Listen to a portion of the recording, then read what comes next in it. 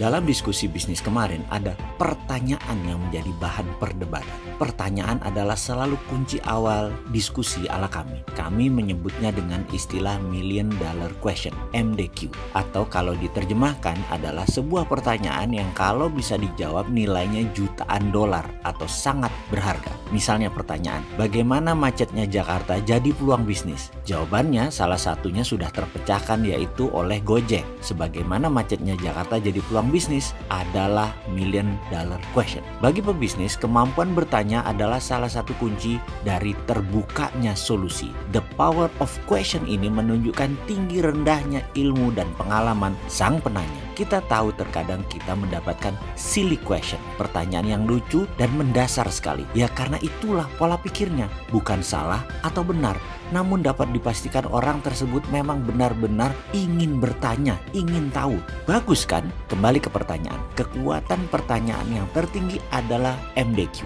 Million Dollar Question. Pertanyaan kemarin dengan 5 doktor ekonomi yang berseberangan ilmunya adalah pertanyaan yang iseng. Yang saya bertanya adalah, apakah bisa menyelesaikan masalah hutang negara Indonesia dengan mencetak rupiah out of thin air? Maka jawaban para pakar ilmu mainstream kita semua tahu. Nanti inflasi, nanti depresiasi, dan berbagai macam istilah keuangan versi mainstream lainnya muncul yang semuanya berkonotasi negatif, merugikan. Bagi sekelompok manusia anti mainstream yang mengatakan makroekonomi itu beda dengan keuangan rumah tangga atau korporasi yang neracanya harus balance kiri dan kanan. Kalau makroekonomi, sisi kanan aset, sisi kiri ketidakterhinggaan. Jadi nggak usah balance. Inflasi itu imaginary figure.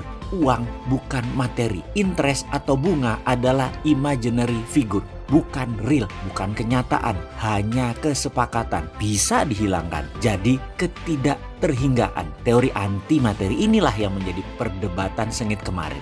Dari satu kelompok yang makan sekolah dengan ilmu mainstream ciptaan pakar ekonomi 100 tahun terakhir, di mana kalau ditanya apakah di abad 15, di abad ke-5, bahkan di abad sebelum Masehi, adakah yang namanya depresiasi atau inflasi? Ternyata inflasi tidak dikenal. Di sisi lain, anti mainstream dari Ivy League kampus juga punya self defense sendiri berdasarkan keilmuan yang berseberangan. Ini mainannya lembaga multilateral semacam IMF, World Bank saja. Inflasi depresiasi itu kita dimain-mainkan dengan berbagai istilah ekonomi berbasis matematik supaya ekonomi bisa seperti matematik dan terlihat sains. Itu komentar pakar ekonomi anti mainstream kemarin. Kalau mau solusinya ya keluar dari aturan IMF dan World Bank, keluar dari aturan mainstream. Kita sepakat bahwa parameternya harus sains, harus matematik, tapi harus juga pakai konstanta ketidakterhinggaan. Jangan dibuat batasan imaginary. Demikian terus mereka berlima saling berargumen. 2 kelompok, 2 dan 3 orang. Yang mainstream 3 orang,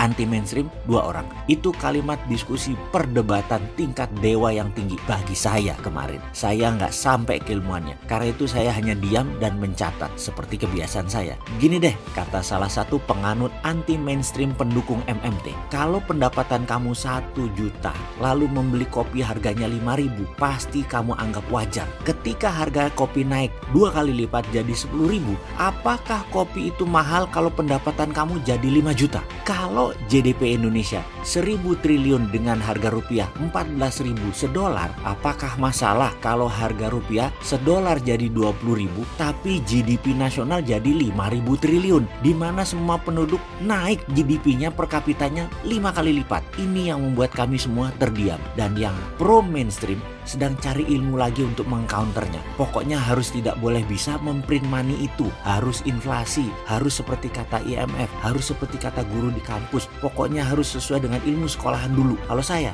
nyeruput teh chamomile daun serai hangat.